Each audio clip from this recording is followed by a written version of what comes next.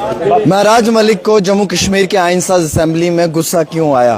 क्यों महराज मलिक जो हैं वो असेंबली से बाहर निकले? क्या कारण था? सीएम साहब आपको सुन रहे थे ना? मुझे गुस्सा है जिन बातों को यहाँ पर देखिए, हाउस के अंदर तो आप ऐसी चीज कर नहीं सकते, पूरा रिकॉर्डेड है। मैंने जो बोला है, जिस वक्त जिस कंटेस्ट में बोला है, वो भी रिकॉर्ड के अंदर है। अगर किसी को लगता है कि मैंने गलत बोला तो मुझे बता सकते हैं। रीजन क्या था? रीजन कुछ नहीं है। जब सवाल उठे तो उन सवालों के अंदर मेरे डिस्ट्रिक्ट डोडा की बात हो रही थी। जिस डिस्ट्रिक्ट डोडा के अंदर पावर प्रोजेक्ट है, आप भी जानते हैं, यहाँ पर बांध लगाया है, पूरे डिस्ट्रिक्ट डोडा की जमीनों को खत्म किया है, उनके पहाड़ों को खोद खोद के उनके नक्शे बदल दिए हैं।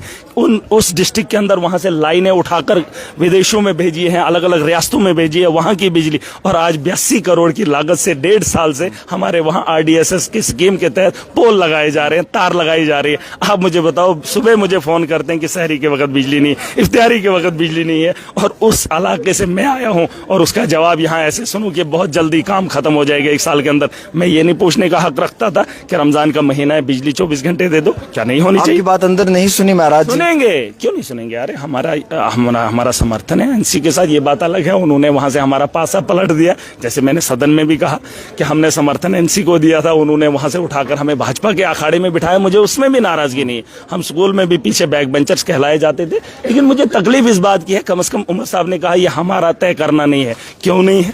क्या उनको ये नॉलेज नहीं होना चाहिए? 3 दिन से मैं लगातार भाजपा के अखाड़े में बैठकर सुन रहा हूं, मुझे तकलीफ नहीं होती? और आज जब वहां से जवाब सुन रहे थे, मैंने टीज नहीं किया, मैंने बस लोगों के मुद्दों पे सवाल उठाए और उनका हल मांगा। देखिए, मैंने बार बार कहा मेरा समर्थन है सरकार के साथ, मैं सरकार के साथ खड़ा हूं। जहां लोगों के हित में बात नहीं होगी वहां मैं बात करूंगा, और इतना अधिकार मुझे मेरी आवाम ने दिया है। एक सवाल तो ये भी है कि महाराज जी, रमजान का महीना चल रहा है, सारी अफ्तारी में लोगों को बिजली नहीं मिल पा रही। हम मानता हूँ, एक तो बात मैं बोल रहा था, तो बोल रहे आप हंगामा कर रहे, यहाँ बोल रहे हैं पोल कब लगाएंगे 1 साल में। मुझे बिजली अभी चाहिए, फिलहाल बिजली, वही तो मैं कह रहा हूँ। मेरे लोग मुझे ट्वीट करते हैं, फेसबुक पे बोलते बिजली नहीं, और जम्मू कश्मीर के अंदर बिजली होनी चाहिए, क्यों नहीं होगी?